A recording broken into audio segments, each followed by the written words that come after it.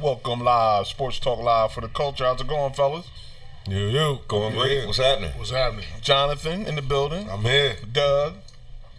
You. Duke. In here. How's it going, fellas? Great. Nate's on vacation. He'll be back next week. He out of town. We got you, Nate. With the lady, with the wife, with the first lady. He's out. Definitely. It's a nice Saturday. Get out there and enjoy, but tune in with us as we go through the sports world real quick. The NBA is holding on. We keep trying to move on. We're trying to transgress into this NFL training camp and preseason, but the NBA seems to hold on. And the final piece to the puzzle, or the final piece for Russell, as they say, has been landed. OKC moved on from Russell Westbrook, as we thought they would, after the Paul George trade. Definitely, making a move and trading him to Houston, where he's reunited with his main man from back in the day in OKC, Mr. James Harden. And it feels so good. To be reunited. That's Peaches and Herb, ain't it? Peaches and Herb? I'm showing my age right there, But yeah, he's reunited. Agent Zero going to H-Town, going to Houston. Body rocking, you know what I mean? Mm-hmm. So they're going to be in. And it's interesting because we felt last week that the move had to be made. I mean, after Paul George was gone, they got a numerous amount of picks. And you felt that Russell was definitely going to be moved, that they were blowing the thing up and they're going to start from scratch. And they were looking for a suitable deal to be made. And they sent Chris Paul to OKC, and they got Houston, and they brought Russell to Houston to team him up with his old teammate James Harden from OKC. And with the two moves they made, moving Paul George, OKC, and moving Russell Westbrook, they have gotten an enormous amount of future picks. Here they are on the screen right now. This is what they're dealing with moving forward. They're going to be double picks in the draft for a long time. Some of them you think may not be high picks because of the teams they're dealing with are pretty good, but starting in the year 2023, you really don't know. I mean, that's 4 years down the line. What's going to be available? What's your guys' thought on OKC's move just to go totally into the future? We'll get into Houston and Russell, how he plays with them a little bit later. But what do you think about OKC and the stockpiling these picks? I think it was the move to make. I think they made a good decision on this one right here. Like, it just makes sense. You knew you couldn't win with the two guys you had. Now you knew Paul George feel like he made a mistake for re-signing with you because his friendship. I guess Russ may have been like a good friend to him, but all that relaxes once you made the decision and now you got to sit on it for a season. Like, he must have realized he really wanted to be in LA. That's what made him push to get moved out of there. But I think it's a good decision. You had two guys that wanted out, that couldn't play, that wasn't going to win anything. Playoffs, first round, maybe second round at best. So it makes sense to get this haul of guys for these two guys before everybody finds out they want out. Because once when you find out they want out, they may not got this many picks. They might not got the players that they got. So I think it was the right decision for OKC. I think they made the right decision on this one. Yeah, I think they got a nice haul. Like Jonathan said, once Paul George, left, he forced his trade, his way out of town, and you stuck with Russell Westbrook. I shouldn't say stuck, right? He's a consolation prize, but he's the only thing there. You're not going to win. You might as well rebuild and start over. And basically, if you're Oklahoma, you want to try to learn from your past mistakes of you had something, you built something, you drafted, you did everything right the way you were supposed to do it, and then I guess front office, things happen and you didn't make the right decisions, keep the right guys. But I think for what the situation was, what they got out of this, I think is excellent. To be honest, I really do. I agree with things that has happened. It's about moving forward. They had a host of talent in the past years. We see what's happening. They came down to the one loyal one. I mean, he's been there since he got drafted there, right? Yep. Mm-hmm. 11 years. So, what else can either OKC go through with him or him to go through with OKC? If they can't go through anything else, this is it. Right. He's there by himself. They had Paul George last year, and what were they, the 7th seed? Yep. All right, so now you lose him. So you're not going to make the playoffs, right? So for him, at 31 years old, he still can play. Very high level. Very high level. They start looking at the salary when you start getting into those, those years, which he is 40 plus in these next 3 or 4 years. But he still can play. And it's time for him to go.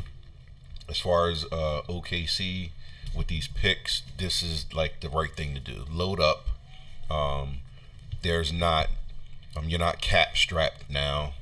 The one positive thing I can say about them is, like, when you talk Oklahoma City, I mean, where's the attraction, right? Mm-hmm. Like, we don't know.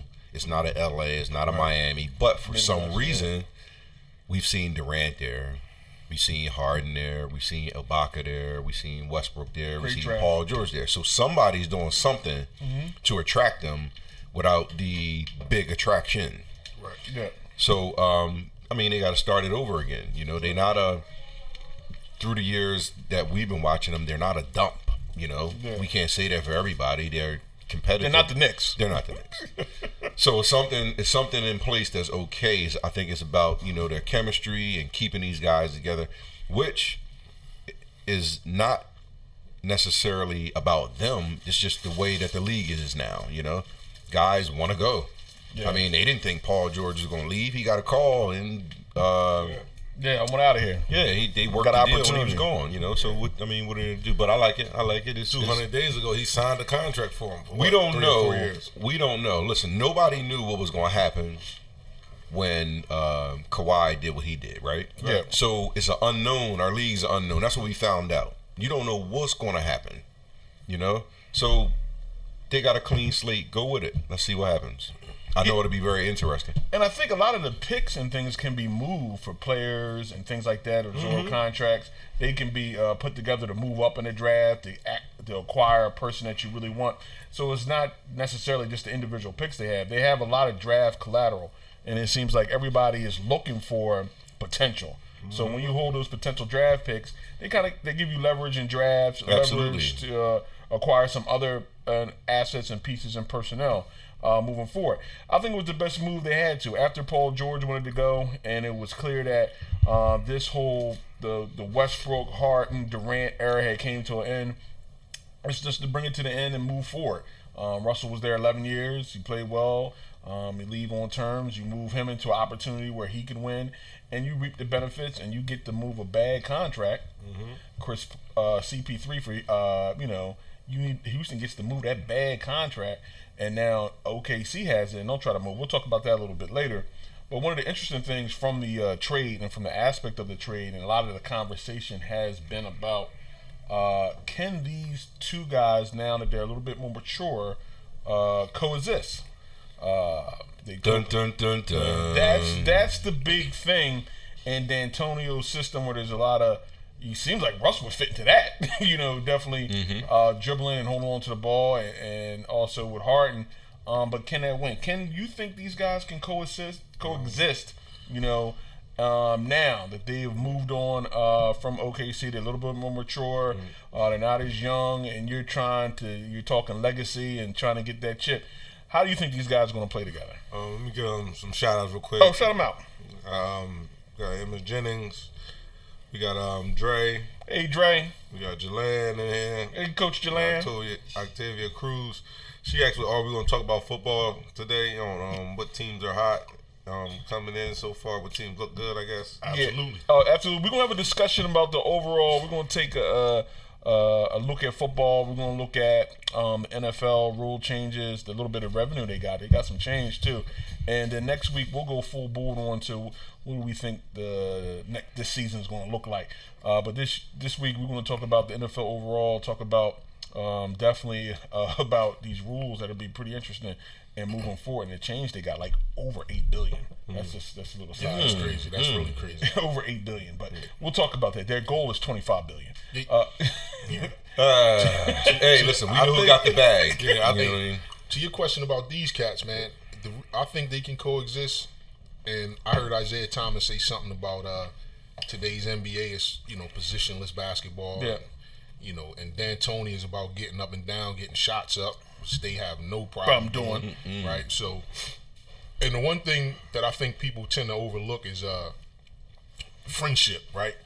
So these guys are both LA guys, you know what I mean? They come from the same area, if I'm not mistaken. They I know when a few months ago when Nipsey died, both of those guys were affected and, seemed, in the same type of way. They both seem to be close to the guys. So these guys being on the same team, I think it's just about, hey, we gonna make it work just because. And if they have like a genuine friendship, no animosity, then it's just gonna be like, yo, man, get yours, I'm gonna get mine, we gonna roll. You know what I'm saying? So for that reason, I think it could work. Like for I guess for all the reasons people thought that it wouldn't work with CP3, you can't now say that it can't work with Russell. Yeah. Because we saw it work with CP3. They both are ball dominant ball players.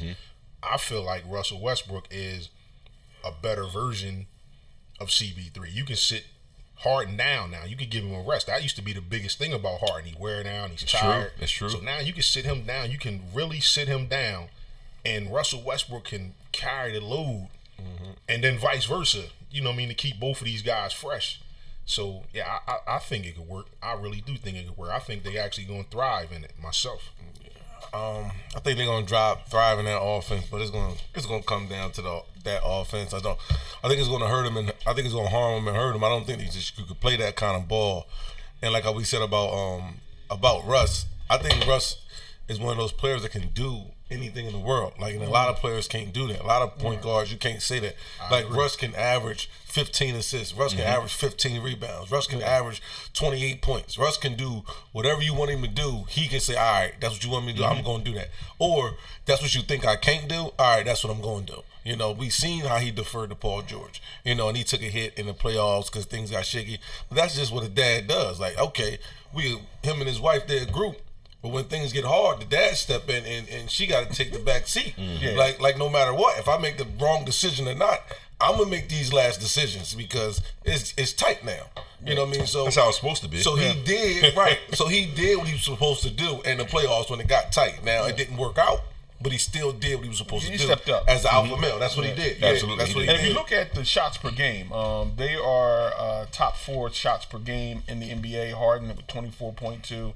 Russell Westbrook was 4th, 20.31. George was 2nd with 20.91, and Kemba Walker. So basically, this fits into D'Antonio's system. He wants you to shoot the ball. Like he wants you to get the ball up and take as many shots as possible. So Paul George and Westbrook was both getting up 20 plus shots a game. Yeah. So that shows that it can still work on that. And on top of that, Duke, you'll be able to co-sign this. D'Antoni's system, you get more possessions. Right. Oh, without a doubt. System. So for me, I love this situation for both of them, and I think what nobody talks about is the fact that they are comfortable with each other and more mature, off the court. Yeah. So, and I say that because here's the situation. All right, if I've known you, we from the same area. We've came across each other plenty of times. We're friends. Now I have your back, right? I have your back. I don't have to figure you out because we played together for years. So now we talk about Harden and his defense. We know, okay? So there's not going to be an argument with me if I'm Russell Westbrook, with the fact that Harden doesn't play D because I know this already. You see what I'm saying? Yeah. So guess what Capella's going to have to do? Guess what I'm going to have to do? Guess what everybody else is going to have to do? Yeah. I'm not going to argue with you about playing defense because I know that's not your thing. Right. I'm a guard. We've seen this. I'm a guard the 2 now, and you guard the point guard. So now that so that's very big because I know you, right? So we can cut that out. So I think for them two, it's all about building that chemistry together for these 82 games that they gotta do this thing. But I love the move. You have your hands full. I don't care what team you are. Yeah. I don't care who won the championship last year. When you face these two guys, you're going to have to figure a lot out because if, the plan is to try to stop them to win, you're probably going to lose. Now, I think for them, it's all about the supporting cast. Just can they get stops? Yeah, I think I'm not even postseason, really worried about them two. Yeah. Because we seen the 36 this year, Yeah. and we know what Russell's up to. I'm looking at everybody else now here that they trying to get Iggy over there. Yeah.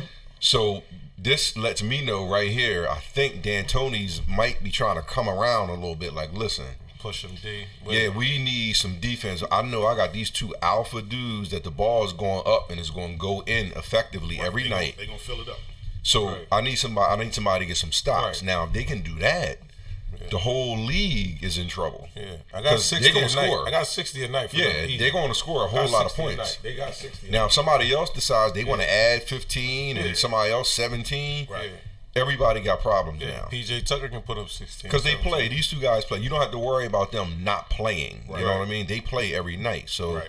I want to see it. And Westbrook is in the right system. Maybe this is it for him. And I think that's another thing I think the move does is that gives us another team because to be honest, I wasn't looking forward to sitting down watching Houston next year. The same version we just saw the last 2 years. But now, Right. can you imagine the excitement in Houston right now? Oh my goodness. Oh, there's no nights off in the Western Conference. Like you didn't just get a guy. At you all. just got an MVP, a guy that averaged a triple double for the last 3 years. Yeah. And he's You going just to got- play every night. Yeah, can you imagine the excitement that is going on in Houston Oh. right now for the basketball community down there? It's like the West was upset that they might have been taking the back seat to the East last year. Yeah, they just the West they just reloaded. loaded up. Yeah, Like, loaded it's all- like loaded all 6, the way 7 up. teams. Like it's crazy out there now. Like well, It's They going to be got very a interesting, upset. very exciting. Yeah. I mean, Oh, there's no listen. nights off. That's why I think just beat each other up. That my Sixers get there. Let's y'all slide in. Everybody broken up. Definitely. They come in with a limp, huh? To the Yeah. fight already. Okay. But in all these situations, they're always, the positive, but there's always, like, we want to say the odd man out. And the odd man out appears to be CP3, Chris Paul. And I think one of the reasons that Watch how you say that. You see that money. this is what's owed to him coming up. They don't look like the odd man out That's the what I'm big. saying. That's what I'm talking about. That's what I'm talking He's about. going to get his change. Oh, yeah. He The gonna get interesting thing is, I I see think 80 million over the next two. That's what I see. about 130 million. And he's going to get it And regardless it's of what he guaranteed does. money, yeah. Guaranteed money. So so that's one of the reasons that I think OKC is trying to move him, and he's trying to, they're trying to either buy him out, and there was talk if he gets bought out, he may go to the Los Angeles Lakers. Buy me out. Exactly what that coming on. But the interesting thing to point about is, you look at CP3, and he hasn't won a title, and people comment what type of player he is and everything like that. But one of the things people forget about that trade to the Lakers that was nixed. Mm-hmm. Before they try to get the big three popping off then, and they shut it down. and the they shut it down. The commissioner shut down his trade to the Lakers. Only to start everybody else. I still don't know what that was about. Well, they I didn't think want LeBron to- had just went to Miami. Y'all know what it was about? They didn't want the dominance. No, They didn't they want were that. selling the team, and they couldn't sell that team without Chris Paul on it. So they waited to get Anthony Davis and Chris Paul to buy the team. Remember, nobody owned the team. Nah. Nobody owned the team. Nah. That's what happened. I'm Nah, telling you. They it needed was marketable Dwight assets. Howard was the most dominant. No. Kobe was there, and CP3 was on top of his game. The- and if all three of them would have won at the same time, it would have been. But the it wouldn't have owner- been fair to the rest of the league. They owned it. That's why they was able. That's the only why they was able to. The commissioner, they pretty much owned the team. That's why they was able to shut the trade down. Nobody. I think nobody LeBron owned the had team. just went to Miami. Yeah, I'm not talking about people got traded. I'm Yeah. not talking about the owner was trying to sell. Yeah. The team, it was no owner yeah. for the actual team. Right. I get So I get that. that's why he had power to stop the trade. To also, Yeah. that's why he had. I know what you're saying, but it was no owner there. I get it, but like I said, if you would have put all three of them on that team at the same time, now the league is unbalanced. And I didn't. They let Durant go. I'm saying, Look what that did. He was going to Golden State, small wasn't market. Yeah, Right.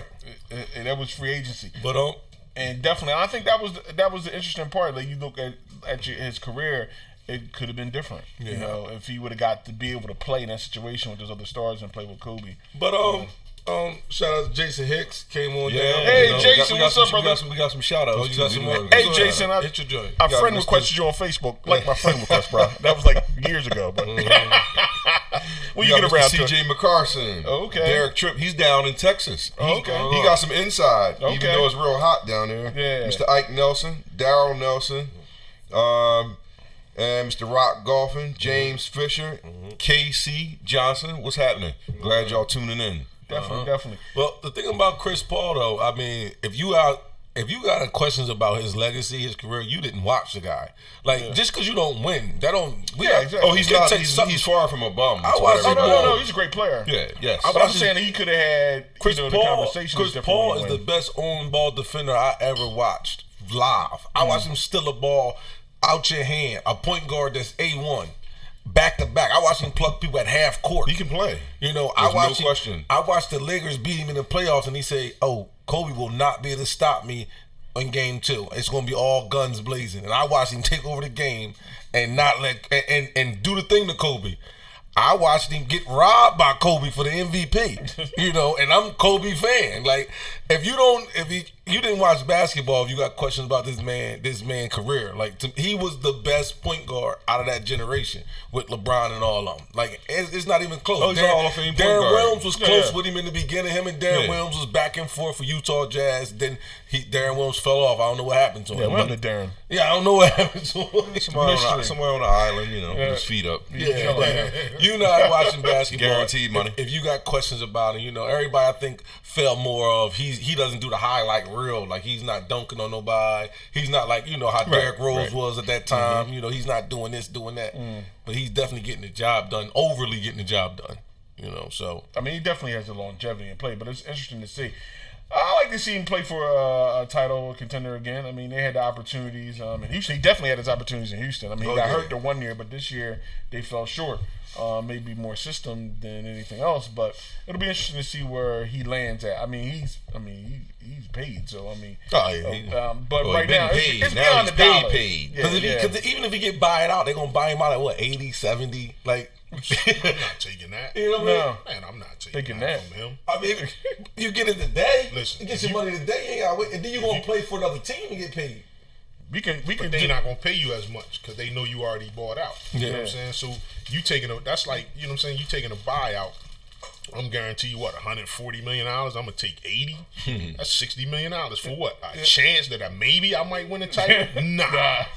No. I'll take $100 million and maybe. Yeah, so hey, listen. But everything's about negotiations. Right. Negotiate. Or you can defer payment never too. Get that money back. You can defer payment down the line. The team that wants to buy out, give me half, and the team I go to, give me half. Everybody's winning. Yeah. And I won't be surprised if something like that happens. Oh yeah, that's usually how it goes. OKC wants to move him, so we'll agree to take X amount of money. Right. And I'll take $10 million off the top. There and you go. go. Break it down. Because y'all give me 60 apiece. Hey man, it's billionaire talk over golf and wine and all that. Yeah. You're not moving a 35-year-old at this money. Yeah. Like, that's not gonna happen. Like I'm a Chris Paul fan, but nobody's picking up that for 35-year-old You player. figured the same way I feel about Harden and Westbrook. I feel like if he leaves, the only place he can go where he'll have a realistic shot at the title is LA. Yeah. And that's because of his friendship with LeBron. So whatever his shortcoming is, Either team though. Either team. Clipper too. I don't see him getting much playing time if he goes to the Lakers. So this is why I disagree with the Clippers. The only reason why, because whatever Chris Paul's shortcomings is, he's a star player. He has some shortcomings. LeBron James has shortcomings. He had to go to Miami, get with D Wade, learn to work him out, whatever. But Chris Paul, this guy really hasn't even been close. Other than 2 years ago when he got hurt with Houston. I believe he has some sort of shortcoming. Maybe it's a personality thing, or just people don't, they just don't give him, they don't play for him, or whatever it is. I was talking to about that, Doug, because it was an article AAU I sent you, and Steve, one of the ex-players, had mentioned about pushing the youth and stuff like that, and how he doesn't involve in this basketball. We'll get to that, but go ahead. And so I just think, like with LeBron, I think LeBron, their friendship is such where he'll be able to say, nah, CP, you wrong. You know what I'm saying? No, we're not going to do it that way. We're going to do it this way. You know what I mean? Certain people, you can't argue with. Like you, CP3, you can argue with James Harden. Right. He doesn't have a title. He doesn't have, you know what I mean? Either one of you have a so y'all can argue. But you don't look at him the same. Also. Right. You can't argue with LeBron James. Right. Yeah. Whether he's your friend or not. You can't argue with LeBron. When you talking about basketball. You can't argue with Dwayne Wade if he's telling you the way, nah, this is the way we have to do it to win a title. You can't argue with that. Listen, you can. Well, but you it can. won't be good. Right. It wouldn't make sense. But that's what I think. That's why I think if he went to the Lakers, that that'll be obviously the ideal spot for him. That's the same reason what they think that the only person that can make Carmelo bring out the full Carmelo is LeBron. Agreed. And then LeBron is be the one that bring out everything that You know, Carmelo got to offer. Right, he'll be able to make him see, hey man, if you got to come off the bench, then you still gonna play, 35 minutes and starters minutes. You know what I mean? Look at Lou Will. He does it Every night. Everybody knows. And he's playing the fourth quarter. You can come off the bench and you just straight instant offense. That's all we expect from you. And you're going to play as a veteran during the money times, during money situations. You're going to have the ball on the court. We don't necessarily need you on the court in November. Right. You know what I mean? So, again, that's as the season goes on, if your minutes are going to go up, that's especially in kinda the fourth quarter. Y'all two will remember this. I don't know. You may not remember this, but that's kind of like the Mark Aguirre. He was a stud in the league. Yeah. Then he went to Detroit. Halfway through the season, they traded Adrian Dantley. I was telling Jonathan about Adrian Dantley the other day. And Adrian Dantley got buckets. You know what I mean? But for some reason, Adrian Dantley and the rest of that team, notably Isaiah Thomas, they didn't mix. So all the buckets that Adrian Dantley could get, it didn't help the team. Then you bring in Aguirre, who's a friend with Isaiah. He's no pushover, but you know what? He's going to fit in because Isaiah's his man, and this is Isaiah's team, and this is how we do things, so he's going to fit in. And John Sally talked about it. He said him and Dumars were a lot alike, Adrian Dantley. So Dumars wasn't going anywhere. So him and he would have conversations among themselves real quick, not real talkative, and there was opportunity. He still got a championship ring, by the way. Even if he played half that season, they gave him a ring. And anyway. it's just something, for me, it's just something to be said about relationships. You know what I'm saying? That's something world to be is said built about on. relationships and getting things done. And for guys that are like Jonathan said, an alpha male, where you get with another alpha male, but that alpha male is your friend. Right. You more likely to take feedback or criticism versus you with another alpha male that you don't know. You'll defer real easier too. Right. You'll defer. Because this guy has my back. He's not trying to hurt me. He's not trying to do anything detrimental. Well, that's the beauty of what I'm seeing now. Like, you got. Let's look at these billionaire owners, right? Because they are wealthy guys, right? So some of them, back in the day, it was just a beauty to own a team, and it still is today. But now with these players having this freedom to go where they want, you got people like Toronto that got a championship because of it. You got people like the Clippers who might get a championship because of it. And like Doug was speaking about, these relationships that the players have, like, that's enabling them to do so. Because they're saying, okay, you know what, man? This owner might be okay. They got a good coach. I know my game. I know your game. Why don't we go over to the Clippers? Why don't we go to Detroit, who hasn't won in a while? Why don't we go to one of these teams who've never won a championship? Why don't we go win one? Like, who wouldn't love that? Right. And they the first to do so. Toronto got a championship. We listen. Watch them come in. We would have never knew when they were going to get a championship under the old rules. Right. But because of this flexibility that is there for the players, they got one. And the Clippers might get one. Who knows? And this is the best NBA. This Brooklyn loaded up. This NBA right now is by far. We're gonna have a discussion. We can talk about plan, toughness, everything like this. But this NBA is the most wide open, the most parity, and the best the NBA has ever been. Absolutely. Even in the 80s, there were three teams. It was the Celtics, the Sixers, and the Lakers. And the Milwaukee Bucks would, threaten them a little bit during the playoffs. Or Houston would come out sometimes. And then Detroit came in. But it's always been teams of dynasties, teams of runs, 3 in a year. Well, next year, going into the NBA season, it is virtually wide open. Right. The days are diminished of that. Yeah, so everybody has a realistic chance of looking like, hey, we can get this thing done. We definitely have an opportunity to get this accomplished this year, and that's what's going to make it exciting, and definitely for the fans. Everybody's bought in. That's going to have tickets selling around the league, people tuning in. You got a lot of matchups, especially on the West, every night. Every night. Every night. See, listen, they changed the times up on the West Coast because guys like us won't fall asleep at 10:30 anymore. So you got to stay up for that Lakers and Clippers game. You're not going to sleep on a Thursday night. You're not going to do it. As a matter of fact, it might not even be during the week anymore.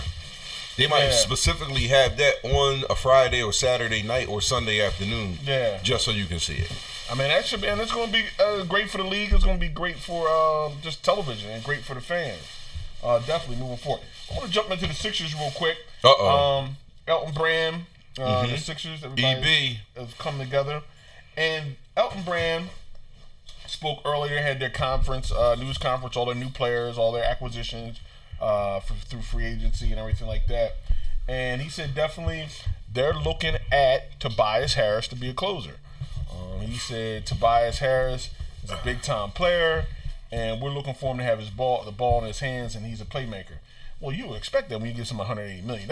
I mean, so what do you guys think moving forward next season?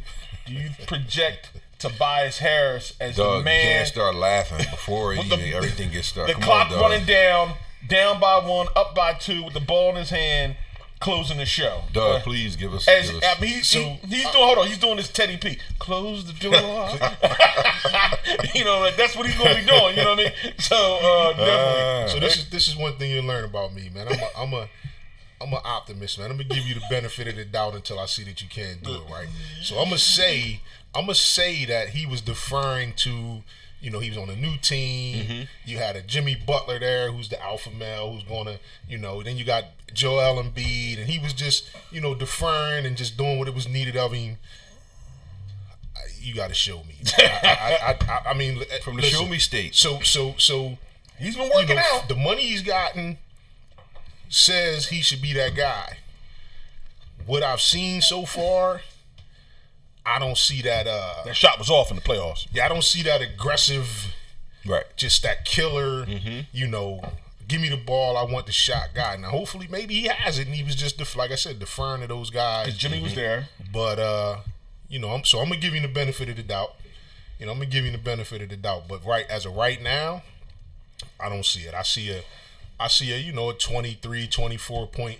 A game. You guy. See that every night? 23, not 24? every night, but he might average about 18 or something like that. Okay. He's got to average at least in the 20s. Got to get that 20. I believe he needs to average 24 because that's what's going to separate you from everybody else. He's got to be close to 24 points a game. But again, like you said, it's the same thing. Like I need to see it, right? So maybe with Jimmy Butler leaving, he picks up some of those shots that went to Jimmy, and he says a volume shooter. He needs volume. I need to take a lot of shots because 7 of those are a lot of shots. I'm gonna be hot and bust like 3 threes. But if you give me 10 or 12 shots, then some nights that's doing my cold streak. If I'm getting 20, 24, 25 shots a game, high 20s, during that stretch of 20 shots, I'll get my sizzle on. I'm gonna be on fire, and I'm gonna hit some. But you can't ask me to make score like on 14 attempts or 13 attempts. Is he that guy when he's taking those volume of shots and he's off didn't do that it this night? year, like when Embiid was out or whatever. You thought he would take more shots or whatever. So it's gonna be interesting. Is he that guy when he's taking those volume of shots, a la AI or Barkley and Philly, Kobe, or guy? I'm just speaking of guys that played in Philly, right? Is he that guy to be able to withstand the booze? When he has 3 cold nights, when he has Philly, 3 4 for 20s in a row. Philly, I can count my hand on the ones who can handle that. Can he handle that? That's part of it, though. You need to be able to handle that and say, "The heck with it! I'm coming back tomorrow. I'm gonna shoot 20 more." Well, here's everybody my shoot till I miss and I shoot till I make. Yeah, everybody's not built I was a shooter. Right, right. I had the mentality. Okay. If I was in bounds, I was in range. That was my motto. Long as I'm not on the white line or outside the white line, it's good. So his skill set says he should be able to do that, though. Oh yeah, he can put it on the deck. He can go to the basket. He can shoot. He's long. You know what I mean? He's quick.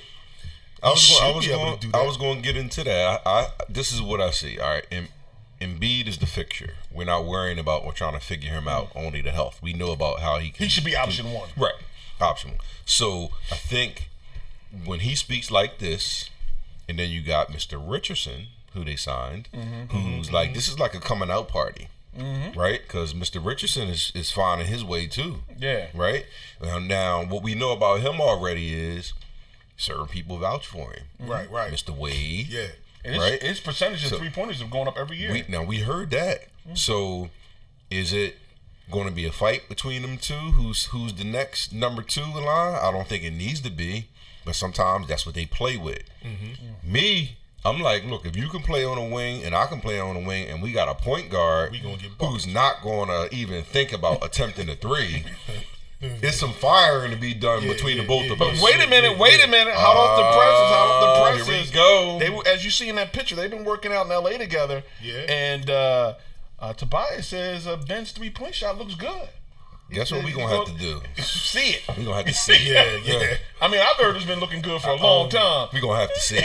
You still rocking? Or? Yeah. So Tobias, like, listen, the eye test and the attributes of the length and sometimes the shooter's touch, and is he capable of doing all those things? Absolutely. That's why people pay them a lot of money now. Right. They're like, okay, Potential. this guy, he has the length, he got this. I see him in the gym all the time. All right, so I'm gonna give him 170 million and hoping that he comes to be this guy. But we don't know. Yeah. Right? We don't know. So I'm hoping that he's ready to step up. But I like, that the fact that your GM who signed that thing for you, put that out there on you. Oh, yeah, Because right. he got to Lay it see on something. Because he got to see something. Yo, you don't. We gave you your money. Now what's up? You don't give anybody $180 million to be a tertiary option. Nah. Right. That's a third option up there. I'm gonna jump into the shout outs real quick. Shout I out. my shout outs because my phone went down. Oh, what? You didn't charge that, man? I'm trying to remember the name. You were in the Boy Scout. Boy Boy Scout. Scout, you always ready. You always prepared. See, I was a Boy Scout. I'm always prepared. I believe it was Rashid was on there, and David Harper was on there. Okay. And my homie Ernie Burt was on there. Okay. Ernie Burt. Sesame Street fan. And shout out to Nick. Nick is on. Hey, bump back. Oh, he's still tuning in. Man, He's he's just still what I'm talking about, tuning in. man. One of the hosts, one of the hosts the most. He's on there. Man, I'm working in Infusion Skyping this thing, so, we may go a little Okay, we're gonna start Skyping it. So wherever you at, on the beach, on the island, do you want to go to the beach? He like going to Miami. Let's do it. Getting straight from the jet ski on the jet ski. Hey, listen, if you told us ahead of time, Nate, we would have went mobile to wherever you at. You know what I mean? Definitely. Not hit it up with you. But yeah, that's going to be the interesting part. It's all about, and that's the only thing this team and everybody's question mark about the Sixers team going forward. Who's going to close the show? Who's going to leave the door? But I think Tobias can be that, what they're asking for. I think it's going to be his second year, so he's going to be used to the system more. Like you said, Jimmy's going to be gone. So it's a lot of shots to be took that needs to be taken. And I think he knows that also. I think he knows that when he signed that contract that so much is going to be on him. Like, there's no Butler. So now he's like, okay, I'm here. I know, we watching it and he plays the game. He's like, okay, I know Ben is only going to get slashing points. I know Embiid's going to get some popping threes. He's going to go down low, shoot a couple of hooks. He's going to do his thing, but it's still 47 points out there. That we got to come up with. And don't forget about, I got to get up 25. JJ's points too. Right, JJ coming off the screen needed a lot out of him, but at the same time, I think the where it looks at, it has to be his points and Ben's aggressiveness coming in this year to look the same. You got them first year guys going to need to step up. I think Tobias, man, it's just, I'm ready to give him the benefit of the doubt, but like he said, Ben's that 3 looks good. I'm not ready to get. I mean, no. I'm not. You got to see that. That's the one we got to see. When you just need to see when him you don't shoot. even attempt any, then I don't we even can't need to see it vouch go for in. you. Yeah, we can't even vouch. I don't want to see workouts. I don't want to see none of that. I need to see 5 on 5, 10 men. I need to see what's happening. I need to see him, come off of something, catch it, and just shoot. You want to see Hoodie Mello? No. Or put it on the floor like the drive-by guy, or when he brings it up the floor and somebody backs up off, you just pull up.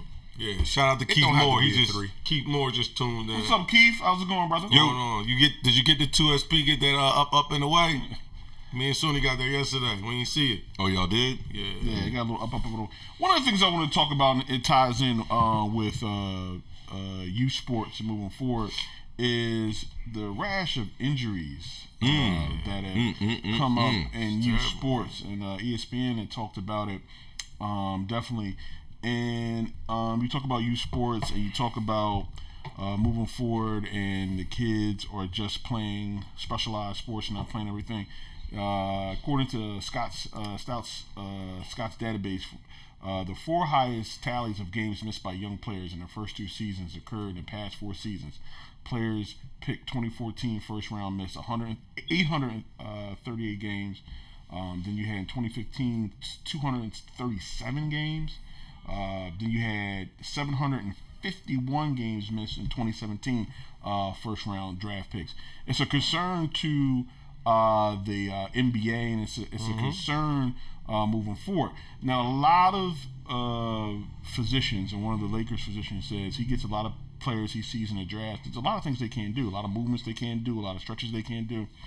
They're equating a lot of this to being specialized in basketball, doing repetitive drills, really no time off, you're playing all the time, and you're using the same muscle groups. It's not like you play baseball, then you play basketball, then you play football, then you ran track. You're just, from an early age, you're just doing the same thing in these AAU tournaments and AAU situations. You're not getting a diverse athlete. And so they have so much miles on them when they get to the NBA. Right. And now they get ready to do an 82-game season, and you're starting to see the wear and tear. That's why the talk is about maybe dropping the games to 58 or whatever. But it's more if they've played more basketball coming up than a lot of the other generations used to play.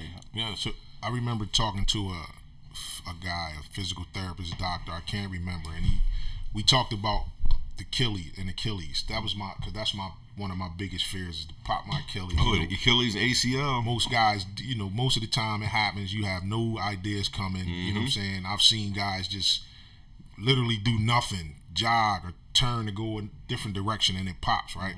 So that was always been my biggest fear. So I went and got myself insured just in case that happens. But the point I'm making is, he said you only have so many jumps, push-offs, things like that in your tendons, in those things. Like, it's going to fail. If you remember, we used to see guys, 32, 34, they tearing their Achilles as pro athletes. Now you got guys 21. You know what I'm saying? It doesn't make any sense. But then when you think about it, it does make sense, because everybody's, like you said, everybody's training towards, their specialized sport. And that even now, in some cases, it's even down to the position.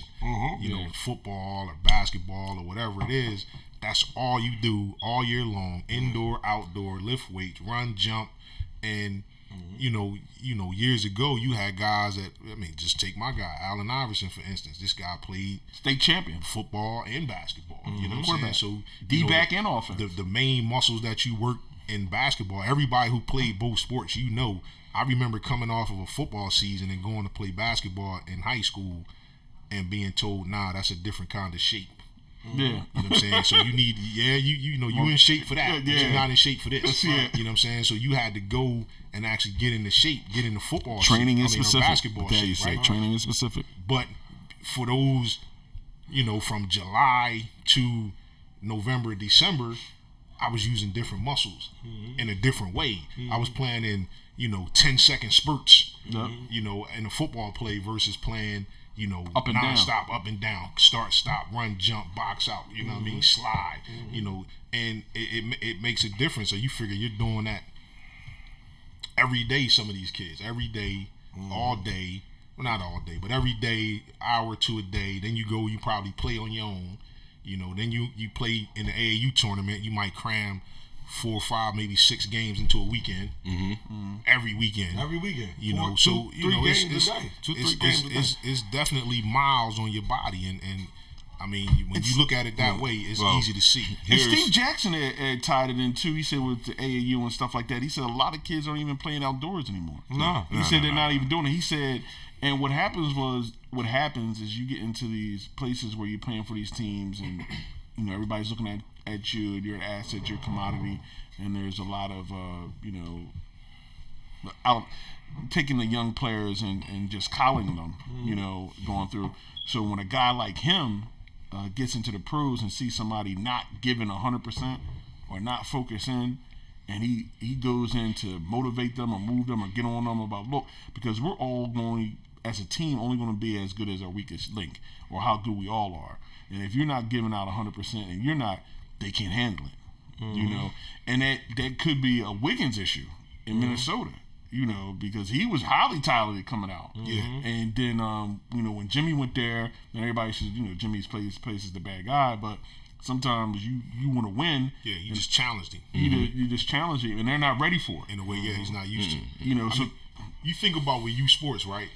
Think about baseball. Baseball had to make rules to govern youth sports because, you know, guys were playing, and I did it. You played for this team. then played another. Then you play for another team, and you play for another team. So the coach of that team don't know or care that you just pitched on this game. At that all. coach don't At know all. that you just pitched in that game. At all. You know what I mean? Or me as a catcher, the coach didn't care if I just caught 9 innings here, but you got to catch here, and then you got to catch here. You know what I'm saying? And you know, and they actually had to make rules in baseball. You know that the pitch count rules. Like, oh yeah. So now the league that you were playing in, I remember my son playing travel ball, and it was like the pitchers could only pitch so much in that game. Yeah. You know what I mean? This is all you can pitch, and that's it. You know what I mean? And so now if you go to another game, another team, it's the same thing. But so maybe they need to do something like that. I mean, the AAU, a lot of these big time AAU tournaments, the big ones that are sponsored, you know, they kind of tied in with the major colleges and the professional league. So maybe they can do something there. And the sneaker companies. Right, with the sneaker companies and all. But well, here's my thing, right? You hear, and this is across the board. I'm gonna go deep with this. All right, so the 8th grader, right? Who we can look at. Sometimes we can look at these guys, but oh yeah, we know where he's about to go. You see his dad and his mom's Oh, height. we see dad, mom. We see something. It's just something about the kid, right? And he's in the 8th grade, and you know his dad is 6'5" and his mom's 5'11". Oh, so something was somebody when mom and dad was doing whatever they were doing, we were like, oh, so when the offspring comes, we know he's already going. Yeah. But what nobody thinks about is this kid is 14, right? You projecting him to be whatever he wants to be on a professional level, but you're forgetting about he's 14 or 15. Right. So you know what you do? You throw him into these professional workouts at 14 and 15. He's 14 and 15. And guess what?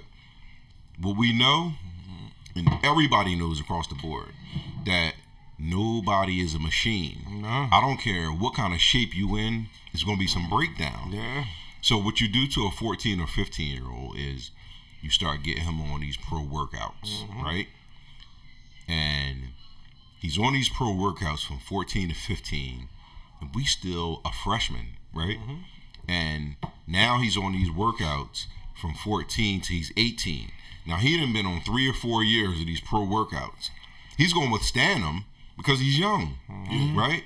But nobody is taking pictures of these tendons, or these tissue, or these muscles that all these, they putting these guys through.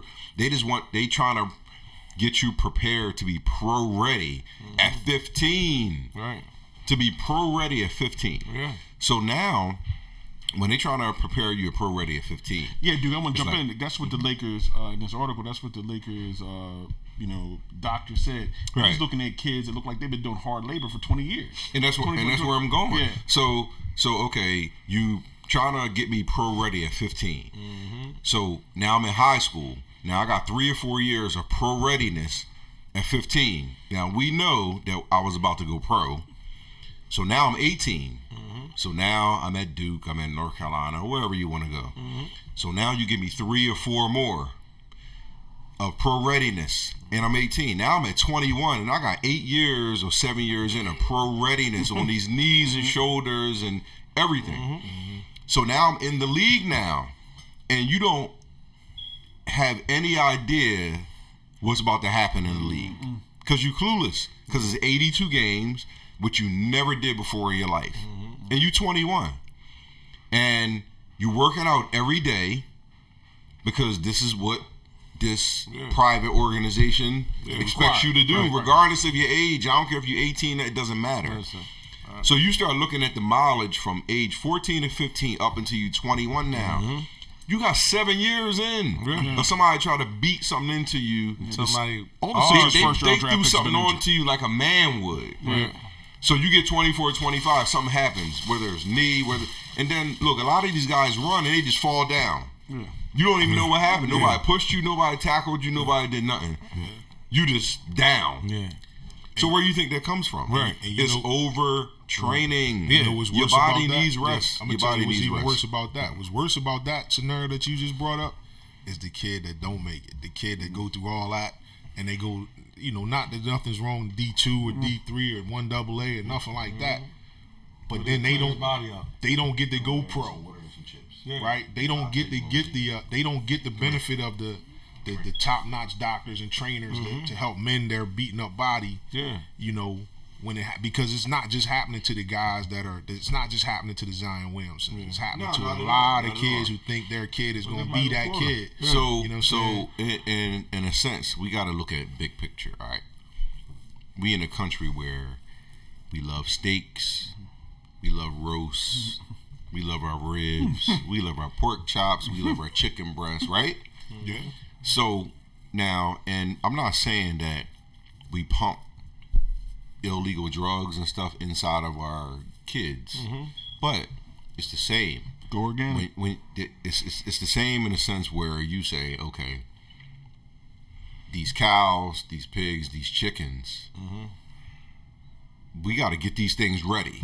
We got to get them ready. Right. So, because we got stuff that we need to do that's bigger than them.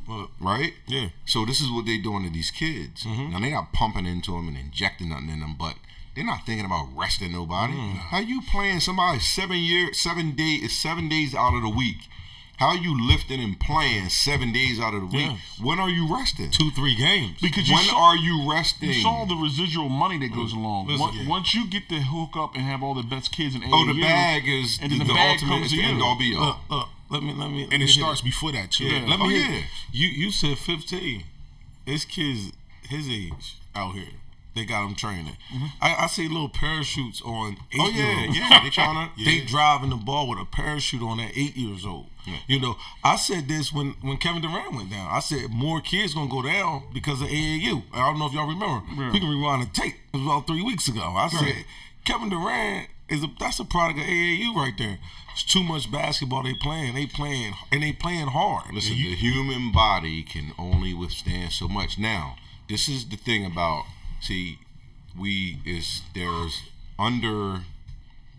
there are things that happen in our past that nobody pays attention to. I'm gonna give you one.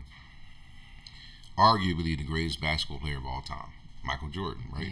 Now it's questioned if he's number 1, 2, it doesn't matter, right? But we know It's in the conversation. for some of us, he's probably the best of all time. Now, these are the records that are never spoken about.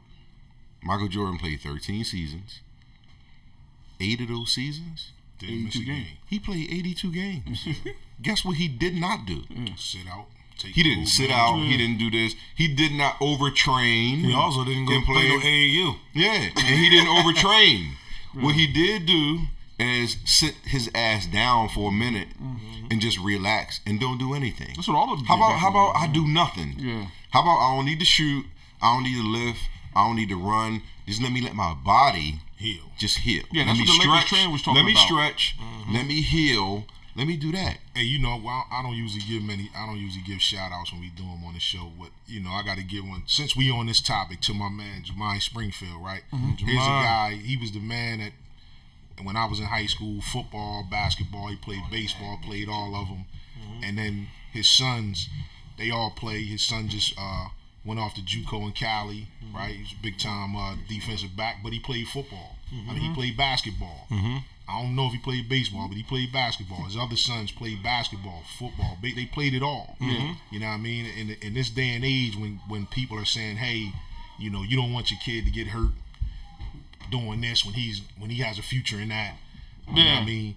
He bucked that because that's the way he was brought up. That's the way we were brought up. Our coaches didn't want us to train for football. They would rather have us play baseball, track, basketball, wrestle. They say competition is the best training for anything. Yeah. Even though you're using different muscles and just being competitive all year round, getting ready, mentally preparing to compete is the best thing you can do all year. And then with the money and everything that's involved now, the specialization is hit forth, and people are just saying, "Look, I have conversations to this day, right, about Chester High, where a lot of guys were steered away from football or other sports because they were basketball players. Right. But My biggest thing was, and they could have got a scholarship in football. Right. If you look at certain guys, like if you look at a guy, I'd say a guy that everybody knows and love, my man Kev Thomas. Yes, God. If you look at him right now and tell me he don't look like a defensive end in the NFL, you know what I'm saying? So the fact that he played basketball, he could have played football, been a defensive end or whatever, wide receiver, whatever, and he might have had a future there. Tight end, right? But somehow, some way, he was steered away. Like that wasn't cool, or that wasn't. Because back, but Kev was in my era. Them Oklahoma drills. If you look at him right now, not the Oklahoma drills. It's been that way for years. That's what I'm saying. Made That was more the thing with basketball my man players than anything Jamal, else. where he was one of the guys that he was all Delco basketball, all of that stuff, but he played football. He didn't quit football when basketball season started. He played them all, and then when basketball season was over, he played baseball. You know what I'm saying, and was good at that. You know what I mean? So you don't have to. The people that tell you that they hold you back in high school, they do you a disservice by telling you need to specialize in this sport because this is your future. Not at all. You know what I mean? They actually robbing you, in my opinion, of what could be your future. You know what I'm saying? Because you got guys like Julius Peppers that played both, and Tony Gonzalez that played both, and Antonio Gates, and these guys were good in basketball. But guess what? And don't forget about they made M's in football. Randy Moss. You know what I'm saying? Don't forget about Tony Gwynn, who played basketball for San Diego State. You got all these guys, man. You got Randy Moss, who was 6'4", freak of an athlete, but he said he went to the basket one time, and Kevin Garnett put his joint on the glass, and he said, "You know what? I'm gonna go play run the deep, wide receiver. Let me run deep." You know what I'm saying? Got some shout-outs. And so that's just a pet peeve of mine when it comes to that subject. Cool. Shout him out. Mr. Rock Golfing. Hey, Mr. Rock, thanks for tuning in. Bill Morgan, how are you, man? Morgan. Roger Laysath, junior college coach, 1994, 30-0. Wow. National championship team I was a part of. Cool. I'll never forget you, big guy. Also, 6'9", Cheney University.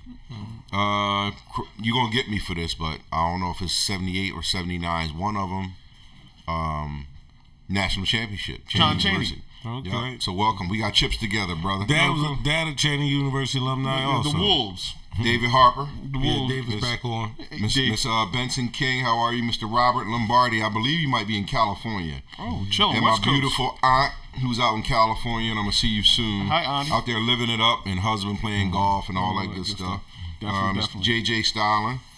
Johnny Martin, who we are going to get on the show. His son is a stud over in South Jersey. Johnny Martin III is probably bearing injury. I'm going to put this out there. Will eclipse the all-time rushing record in South Jersey. Wow. So a lot of backs that come there's a out of lot Jersey. of stuff happening. A lot of guys Let's that carry name the them. tote, Heisman trophies, Ron Danes, the Mike Roziers. He's in that mix. I advise y'all to go check him out. Oh, definitely. This fall. Nicole Scarrett, Ari Stevenson, Mr. Humphrey Crowell, high school rival, Richard Still, Jermaine Green, two-sport athlete like we were talking, Glassboro, New Jersey, Hakeem Chandler, Mr. June Hot. Mr. June Hot just had a birth, man, not too long ago, baby boy. Oh, okay. Probably be 3 technique, nose guard. Once you meet the dad, you'll figure that all out. Okay. And Jason Reeves, how you doing down at ATL, man? Cool. Definitely. Thanks for joining in. Definitely. I want to jump and touch Serena. She made it to the Wimbledon finals today, but lost in straight sets. She's stuck on 23. She's still in the hunt for that 24th Grand Slam title. But at her age, just to still be in the mix, absolutely, it's just unbelievable. Like, undefeated. Just to be in the mix at her age.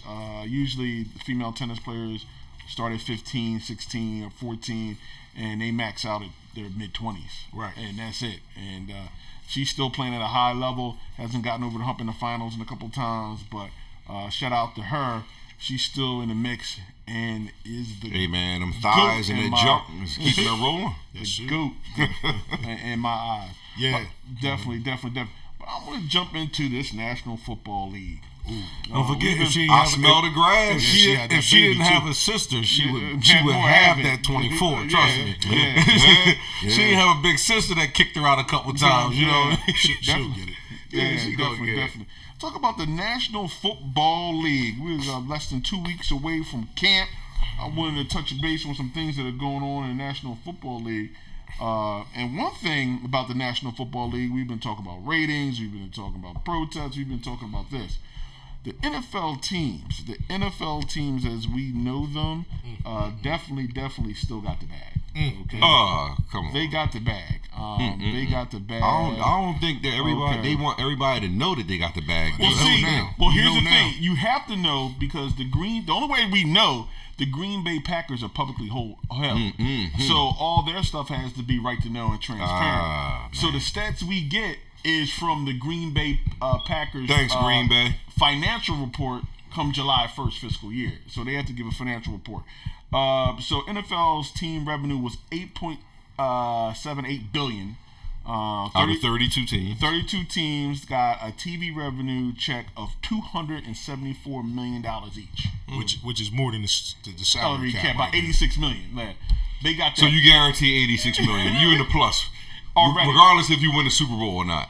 Well, not including nothing else. That's not including the Coke that you sell, the beers, the licenses, the seats. Yeah, the seats. You mean the $100 parking at Jerry The $8 hot dogs, the bobbleheads, and the $8 beers, the jerseys, the contracts, the corporate sponsorship. That pay your players already. Right? Oh yeah. The players is paid from TV. Yeah. So plus. And you plus $90 million off the top of that. So basically, what I see is that you above, you ahead $90 million. I see Maurice Smith and the players need to be coming up with a plan to get more money in the salary. He's not coming up with it. Now, our Adam Silverman might come over from the NBA and discuss it, but Maurice Smith's not going to be. Somebody need Listen, they try to keep Silverman said something about it. They're going to do everything possible to keep Silverman away from the NFL because over in the NBA, I think the players get 49 or 50% of the revenue. 51, 40, they're not doing that. The owners are not going to let that happen. They're going to say it's a conflict of interest. Silverman, you need to mind your business. Don't come over here. You got enough stuff to take care of on that end. They don't want him over there. Because they got to come off the money. Listen, they got to come up off the money that they have, and they don't want to do that. To me, what this say to me, even more so than okay, they need to give more money, but that's to be negotiated. To me, it's a shame and it's a bad look for the NFL owners that players don't have guaranteed contracts, even if the way they structure right now, right? Because the way they structure right now, they fit under the current salary cap. Right, so for them not to be guaranteed is horrible. And then for players to not have lifetime health care once they retire is just horrible. Especially knowing that every other major sports league has it. How about this? You want to fix it? Know how we fix? Oh, you got to shut down the game. Don't nobody play nothing and watch you get everything that you wanted. How about that? But what the owners know is because they have what in business and in union I found out is called a two-tier system. So you have the superstars or the top-tier players who are getting theirs. You know what I mean? Are they willing to sacrifice their They don't have to. They can stay over there all they want. They don't have to quit. They don't have to. The linemen quit. I'm the talking defensive line quit. No. Now everybody makes sense. But see, that's the thing. The linemen are some of the highest paid dudes. The left tackle, but that's what I'm saying. The left guard, the defensive tackle, the defensive end. You know what I mean? It's not them. That's the two-tier system. So those guys get theirs. It's the other guys. So what I'm saying is, okay, the quarterbacks get their money. All right, they don't want to. The quarterbacks don't want to double into anything because they like part owners, basically. True. All right. So now these linemen you got. And these defensive line, all these interior guys, they might not be getting a lot of money. How about you say, you know what? I'm not playing football. And it only has to be like maybe 10 of y'all. I agree. On each team, then no football is going to be played. Because the quarterbacks are not going to want to play. Because they're going to look at, wait a second. They just got this guy playing center from D3 that they just threw in here. I'm not playing with him. So it's going to shut the whole operation down. And I guarantee you, in a prop, if they started this, let's say the season ends in February, Super Bowl, and if they said we are not playing collectively, 32 teams, these interior guys, by April, May, June, everything will be in place to get more money. Well, I'm telling you, they will not go a whole season without playing football. So this is why I disagree with you, right? Because the owners know, history has told them that the players don't save money. Right. And a lot That's of the them bad are part. not willing to miss those paychecks. Right. So when they, if Right. they did, so in it's easy to say in February, March, April, May, because they're not getting paid right now. Right. They only get paid during the 17 weeks of the season, so they can say that all they want. Right but now. when it comes time for them paychecks to start hitting, then And you're gonna see. They've been blowing money all right now. So yeah, So You're gonna see you'll have the few, Yeah. and hopefully at some point they'll step back and say, when you see them comment on baseball deals when they get done. You saw the NFL players comment when Harper and Trout were signing their deals. Right. You saw them commenting just these past couple of weeks about the NBA money. Todd Gurley had a lot to say, and quite honestly, some of it I agree with, right? But unless as a union they decide to stand up together. Unity and solidarity, which It's didn't happen gonna get last done. time. And they I don't- believe they the don't. owners know that history has told them that this union is weak. But see, They here's called the- Sunni absolutely. Jennings, look, we got a jersey and 250,000. Oh, yeah. I'd be like, the show canceled this week. All them AAF, what was that league? AFL players. Yeah. So, They got a running back position open. yeah, out all day out there. But see, here's the thing. Now, this is where you talked about the NFL union as opposed to the NBA union. Now, here's the difference, right? And we're gonna go deep real quick. Donald Sterling, remember, we all know who he is, right? We know what he said. We know that there's some racism happening. So you have a league that operates off guaranteed money. Say I'm Kobe. Say I'm LeBron. Say I'm Chris Paul, where I know I got 200 million, like liquid, that I can put my hands on, like cash, not properties, not anything of that. Right. I'm giving out loans. Absolutely. So I'll put you in an apartment. I can put you in a house that might be 200 grand. I'll pay the mortgage on it for 2 years. I can do that for multiple people, multiple players, and multiple families. Absolutely. We're going to hold out for 2 years. We're going to do what we want to do till this thing gets passed, and everybody's going to be beautiful. So everybody on the team. And it only takes 4 or 5 guys to make that on happen. each team. The one thing I Team heard. got two Yeah. guys that can do that. They did that in the NFL. They tried to make it a little fun, but it wasn't enough. But the one thing I heard was that guys that got their money, that were the big stars, that could have, They didn't wanna do it. They could have, forged the change, Right. like a Peyton Manning, Right. Say, hey, Nah. I'm not playing. You can't ask him. You know what I'm You saying? can't ask him. Those guys didn't. Or You wouldn't can't do it. ask And, Peyton. it might be unfair to ask. You know can what I'm ask saying? Chris Long, but you can't ask me. Right. So it's until you get a guy with the mindset of Chris Long as Aaron Rodgers, a quarterback that's getting high dollars in the league, then you may not have. It's that. going to So- change. We already talked yeah. about, what was it, last week, about the NCAA doing their thing in California and all that. It's coming. So It's coming. I did hear where the players union told all of their players start hoarding money and prepare for That's a the work hard stoppage.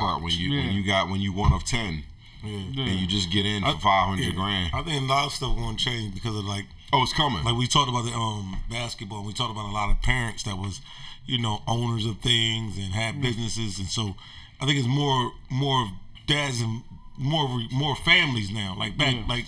They're prepared. This is business. This generation is playing right now. A lot of them don't know their dad. You know what I mean? So now the generation is coming up now. Yeah. They know their mom. Their mom is making money. Their dad is making money. So now they getting different They They get just different conscious, talk. period. You know, like him talking to his son. He talked to his son different. Mr. now. Williams. Now, if he wasn't around, his son would have lost a whole lot. Absolutely. His son might not appreciate the stuff that he's telling him, but he would have knew later on in life. He gonna like, damn, dad put me in the right spot, telling me this and telling me that. Whereas though these kids didn't get that. So that's why they spending all that money. Like what you doing? You know what I mean? You brought a what and a what? You brought a Ferrari and a what? Nah, take that back. You know what I mean? You gonna drive this? You know what I mean? People are looking differently now. Yeah. And I think that's going to be the key, man. Is just knowing your worth and like you say, Because you are the show. Right, and as an NFL player, if you when I saw this tweet from Darren Rovell, right? When I saw this tweet, I said, damn. You know what I mean? So if, as a player in the league right now, I would be like, see, I would be in the locker room. This is the only conversation that would be going on in the locker room right now. This is the only conversation that would be going on in the locker room. Oh yeah.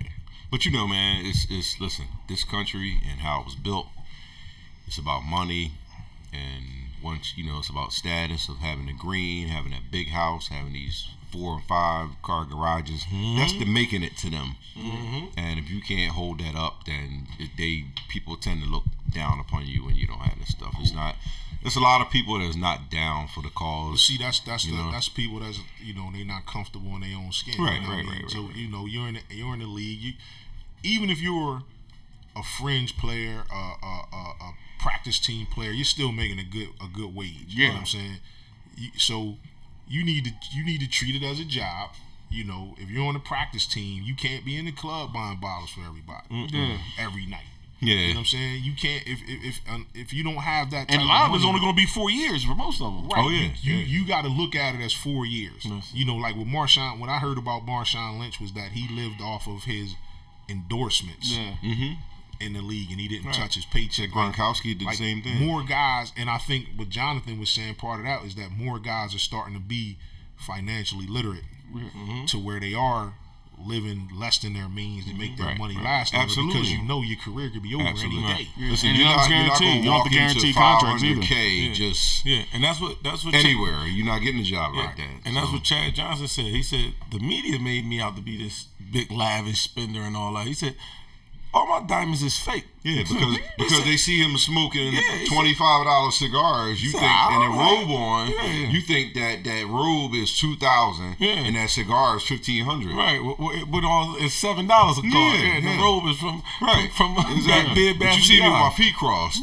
Yeah, So he was like the media made Hey, me man, out to be America. this big spender. He said I didn't spend no money. He said I got all my money. That's how you have to do it, man. Yeah, so We'll see. It'll be interesting. hopefully that players union can get it together, man, and they can stand up for. They're going to keep Adam Silverman away, all the way away. Cool. That's what they are going to do. Definitely. Looking at the NFL rule changes 2019, they're going to keep some. Make permanent experimental kickoff rules for 2018 permanent. Abolish all blindside blocks anywhere on the field. Personal foul, 15 yards. Allow as one experiment to make the following plays reviewable, subject to coach's challenge outside of 2 minutes of each half, subject to booth review after 2 minutes warning of each half. Pass interference, whether called or not. Scoring plays and turnovers, negated by penalties, and extra points and 2-point conversion attempts. So that's one of the big things out of there is the pass interference. They're really going to, if you believe you were interfered and no interference was called, coaches can challenge that now, and it can be reviewed where it has to be clear cut that there was interference. And I think this is the rule from the Saints Rams game and the robbery, the NFC Championship game. the stuff that makes you sick to your stomach. That wasn't called. What do you guys think about those rule I'm changes? afraid of that. I'm afraid of that pass interference rule, Yeah. just because I feel like the last 2 minutes of the game is going to be like Forever. Nah, it's going to be like it might take an hour. You know what I'm saying? If the pass interference thing goes to booth review, right? Like everything else in the last 2 minutes. Yeah. Now you got teams forcing the ball down the field in certain situations. Right. You got all types of contacts. Some that it may.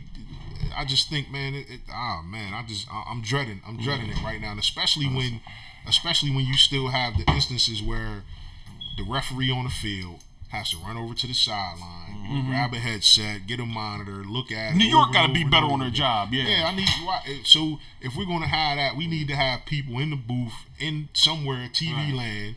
So when the play is over and somebody decides they want to challenge or whatever, they can just have a headset in their ear and somebody say nope or yes. Right. I mean, realistically, they should be reviewing every play anyway. Like, what are they doing? Yeah. Like, if there's a catch near the And that's my sideline, thing. they should jump on it automatically to see if he's in or out. Because we see it as soon it happens. They show the replay. We see it 10 seconds later. His foot was out. Yeah.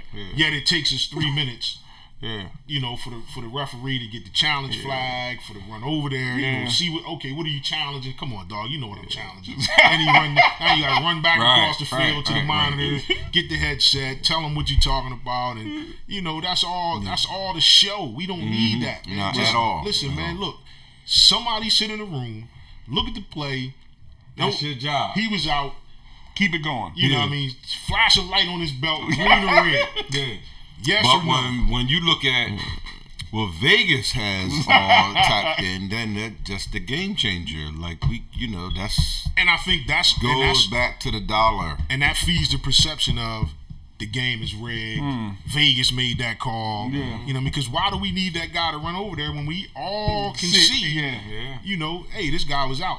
And Why are they everybody still got looking at 4K, 8K, 12K TVs too. So you seeing it crisp and clean. I guarantee you, the guy that's in that room. It's not like you looking at a store, supermarket surveillance camera. You know, The guy that's fuzzy in and that gray and room, black and white. the guy that's in that room making all the calls is the head somewhere in Vegas that got ties. He got diamonds on his neck. And he got heavy shades. And his glasses. And he's drinking liquor. Diamonds in his glasses. Yeah. So it's crazy. Let's not play with this American prescription thing. glasses. Let's not play with this. Listen, we seen this $8 billion animal. So, and we said, what we going to? $8 billion to what soon? They're trying to get to $25 billion. All right, so stop playing. Listen, it's Stop playing. It's definitely because of that game. But we always talk about the worst call. But it was a call on the drive before that they should have called a pass interference. So I'm all for it. You know, but I'm not all for the time like you said. Yeah, that's going. But I'm all for it because they definitely need to get it right. And my thing is, that's what it's about. Get it right. Yeah, I'm okay with get it I'm right. okay with you taking time to get it right if you get it right. Like, don't come If I back show out. you, if I show you the footage, and it What was is that right, year? What was that year? So then guess what? If you want to go outside of that, then you need medication. so like it's mental illness involved. Like it's showing you that it's right. Yeah. So, What team was that? They looked and they said, if we reverse this call, it's like a certain amount of people on the floor. We can't. Oh, that was Duke's Pittsburgh Steelers. Yeah. See, that was it was what I referred to as the immaculate deception. Yes. Don't do that. Oilers. If you gonna take the time, get it right. No, we all know we see a theme here. We Right, all so now know. don't go there. We all know No, we ain't Renfro gonna go was there. in. Let's leave that We see alone. a theme there. Keep. We see a theme Immaculate. now. Now we gonna go back. No, stop. Don't go there, son. But that's what I'm saying. Don't take the time and get it wrong. Like that year. Don't take the time and get it wrong. If Are you you, take the are you time, saying that the Steelers, some of those titles have asterisks like the New England No. Patriots titles? Is that what I'm hearing? I think that's what I'm hearing. You can't compare. You can go look at the phantom pass interference on Benny Barnes. I don't even worry about that. You can't compare. But no, we still see a theme here. But yeah. So basically what happened was the rule was you couldn't have a tip drill back in the day. If you throw the ball up and the offensive player touches it first, it's a dead ball. Like I couldn't touch it, be on the same team, and somebody else, like the Hail Marys they do today, run and grab it. So they believe, the Oakland Raiders believe, Thurman hit Frenchie Fuqua.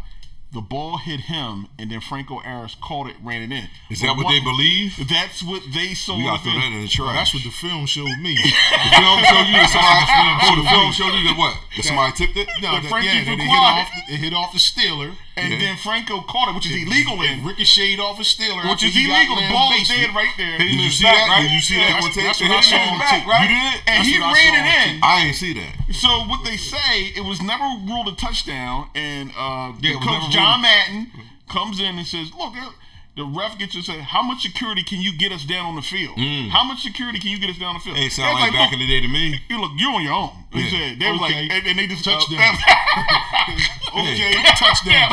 Get off the All I field. saw was Bradshaw threw the ball. Franco picked it up and he ran it in. I don't know what y'all talking about. Yeah, that was crazy, and we all know just Mike saying, Renfro was in. if you gonna take the time, get the call right. Now, don't Sunni. do that. Don't take Now, the time to get it wrong. You said Mike Renfro was in? Oh, everybody knows Mike Renfro. All right, was so I'm going to talk to you about that after this.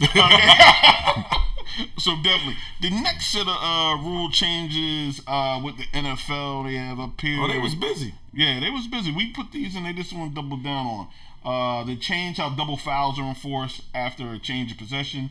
The last team to possess retains the ball at the spot of the enforcement. Wow. If the enforcement spot is after a touchback, the ball is placed on the 20-yard line. after a punt or the 25-yard line free kick. If the spot of the fourth enforcement is in the end zone, the ball is placed on the 1-yard line. Wow. Well, yeah. So, make scrimmage kick rules apply if a field goal is missed, field goal is touched in the end zone before hitting the ground, the ball is touched by either team behind the line of scrimmage. So they're going to enforce those scrimmage kick rules when it's touched down.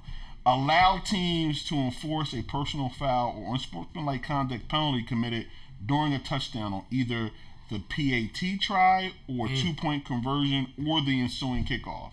So, if you get a personal foul and they score a touchdown and now they're saying, okay, we're going to move it back on the kickoff, we're going to make your extra point try really long. Right. So it's time for kickers to start getting there just do anyway. You see it when they pushed them back, what started happening. Yeah, they started shanking. Yeah, you get 1.5 for kicking a field goal in from 20 yards. Okay, whatever. Back that thing up. Allow officials to disqualify players for flagrant football plays in addition to non-football plays. So, I don't know if it's a non-football. Like if you punch somebody in the face, I guess that wouldn't be a football play. Well, that's what needs to be described. Because you can grab somebody by their shoulder pads. You can have a nasty discussion with them. Are they going to say that's a non-football play? I don't know. So, these are the rules that they're coming up. It's going to be interesting. It's going to affect the game. And I think one of the major other rules they have moving forward deals with equipment. They have a certain amount of helmets that you can use.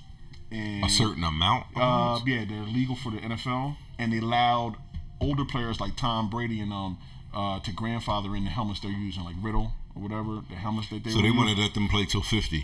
So those helmets are now illegal. Also, the ones that were grandfathered in.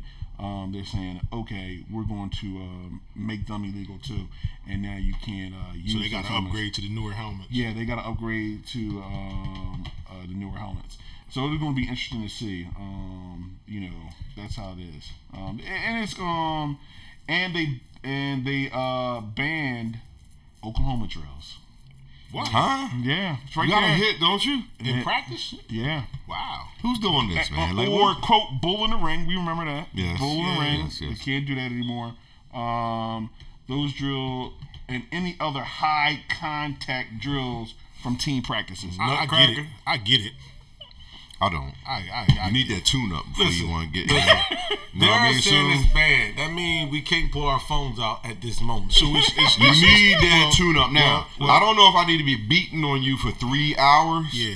But I need that 45 minutes where everybody going to get this in. I need them pads. I need to hear that click-clack. It's going to happen. Just like contact is happening before contact is supposed to be happening. Like it's going to happen. That's true. The coach, in the NCAA, when after Thanksgiving, that's the rule. Mm-hmm. You only allow 20 hours. Yeah. Right? That was it.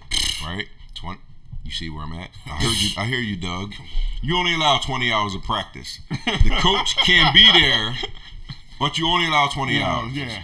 So I don't know who's running what. Yeah. But I better be hearing some pads somewhere, Skyping. I need to hear something.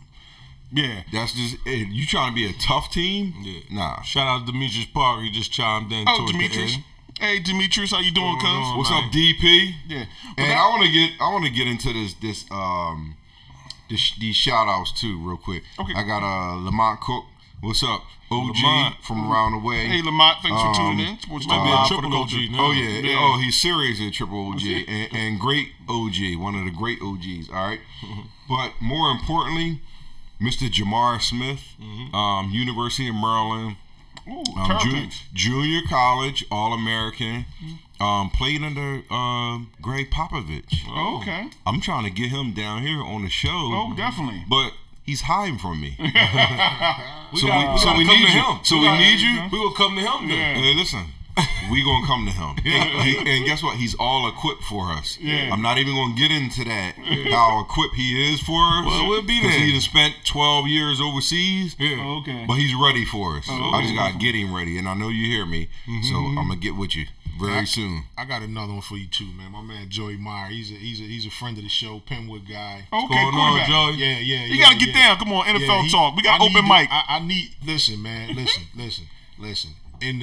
They say Larry Bird was one of the great shit talkers of all time, right? This guy, my guy Joe here, I think he give Larry Bird. Oh, okay, yeah. Listen, I'll give you one. Here's a guy that he had a cannon for an arm. He played shortstop. He played baseball too. So here's a guy that would you would hit a ground ball his way, and he's telling you to sit down before he even feels the ball. Don't work those hamstrings. It's not worth it. Not worth it all. Not the hammy. Yeah. So yeah, we get him down here. We get him. Oh, definitely. Football season, we'll get him. Oh, he's coming. He's a big Eagles guy, so I don't know if he's gonna be comfortable down here in this Cowboys ranch, though. Oh man, he can come. They won. They finally got the Super Bowl, so they should be feeling comfortable in exactly what they're doing. But yeah, looking at the NFL, I think the interesting thing, moving forward, it will be definitely going to the season and past the season is definitely the revenues that's generated and the new rules and the pass interference will probably be big. I think the interesting part we'll get into next week and start looking at some of the teams, some of the stories that are coming in. Definitely the Cleveland Browns will be one of those stories. Definitely the Raiders will be one of the stories that will be looked at. What's going on with the Kansas City Chiefs? They have a few players out there that you really haven't heard anything about. You heard some noise about earlier. Well, D4 on the Niners. That's why you didn't hear about him. Yeah. Well, I think the kid Tyreek Hill look like he's gonna be all right this year to play. Yeah, he's gonna slip through. That's kind of unbelievable, but as a Cowboys fan and Zeke, but how Tyreek Hill is still available to play. But there's definitely NFL season, and it's going to be interesting. I think the game, is definitely more wide open and more about passing now. I think they're really trying to, as they laid rest to the Oklahoma drills, bull in the ring and stuff like that. It'll be interesting to see early season tackling, things the way they play, and defense. Like that's wild to me.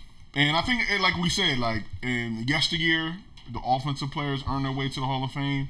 And in this era moving forward, the defensive players are going to earn their way to the Hall of Fame. True. Because it's definitely an offensive league, definitely an offensive heavy rules for and pro offense and pro points. Even though they had their nightmare Super Bowl with all that points, that was a defensive game where nobody really could score or move the ball. But it's interesting, and I think that stems from taking the physicality out of it. I think one of the things is when you can run and pound and tire and wear down, that's when you get your points. Yeah, I think in this day and age, the defensive standouts are more pronounced. Yeah. You see them. You watch any game, you see the guy that's the guy.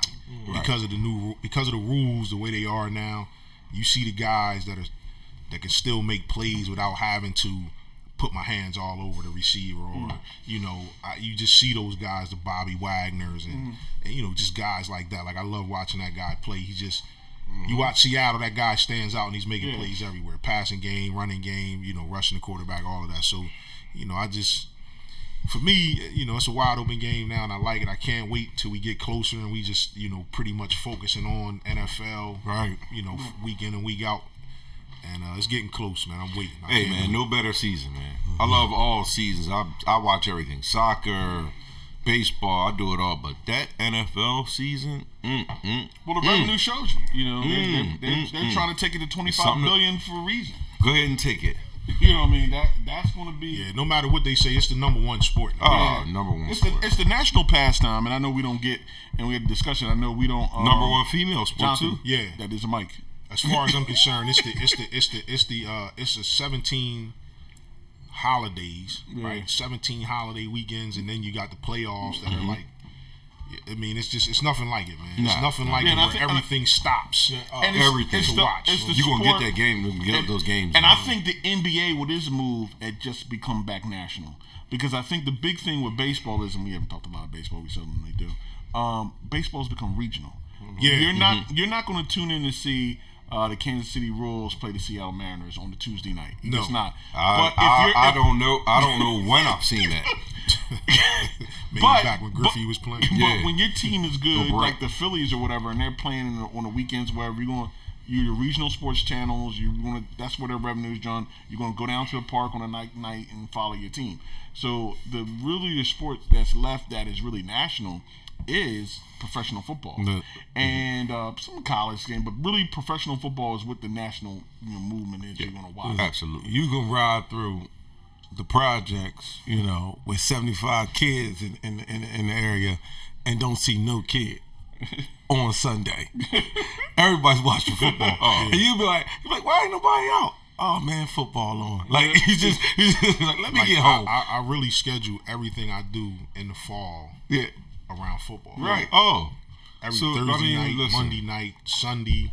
And, most people know they can find me right here. Yeah. Sunday. Right. When you go Thursday, and we want to throw college football into it also. That's the warm up. Yeah. So you start that Thursday. It's like, ooh, did you see that game? Yeah. But that game on Thursday, Friday, and Saturday is not the game I want to watch Sunday. So it's like it builds you up. Yeah. And then not only do you do Thursday, Friday, Saturday, Sunday, you got to come back with Monday night. Now I'm struggling for those 4 days. Tuesday, Wednesday. Trying to, and then I can't wait again. Right. You talk about the ultimate drugs. It's only 2 days. We Tuesday, all high Wednesday. off that drug. It's only 2 days. We high as hell off that drug. And I'm glad, more importantly, I'm glad after the Super Bowl, there's no football. How about that? And then you got then how they put those Monday nights.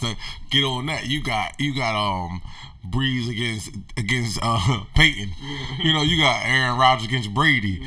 Then you got the Cowboys against the Eagles. Like you got these highlight games. And on then these you go to Monday work nights. and you go to work, right? Here's the end all be all.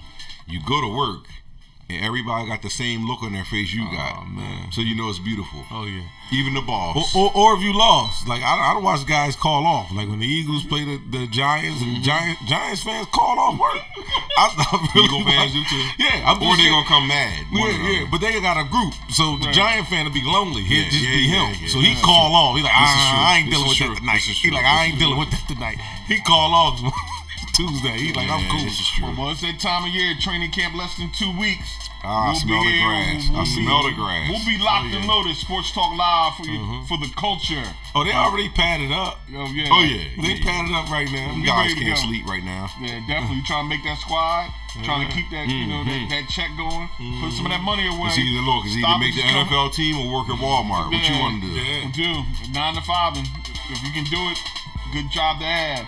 All right, y'all. We got the red light going off. Elena got the red light going off. Okay. Cut it off. Cut the show off. All right. I ain't know that arm could pump like that. That's my beautiful wife. Yeah, she got the red Red light on. on. Executive producer. We out here. We out here. Me, Duke, Great show. Doug, and Jonathan. We Yeah. out. Peace. See you Take care. next See you week. next Sports week. Talk Live for the culture. We Talk out. soon. Yo, another thing about the injuries, like